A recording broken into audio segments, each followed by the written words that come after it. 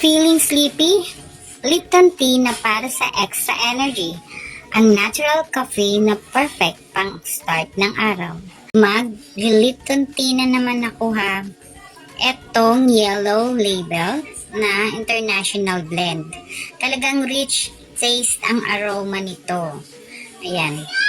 Ito guys, 25 tea ang laman na nito ha. Tea bags, black tea. Ayan, black tea to. So maganda to guys kasi talaga namang lalo na pagkatapos kong kumain, ayan, yung feeling ko busog na busog ako. Kaya kailangan ko talagang mag-tsaa. Ayan, kaya lagi akong nagre-Lipton tea. Kahit saan ako pumunta, may dala talaga akong Lipton tea. Nasa bag ko talaga yan. Para ready ako kung anumang masabak na kainan, ayan, meron akong laging baon na Lipton tea. Maganda siya guys. Ang maganda talaga ang Lipton tea. Nakaka-refresh.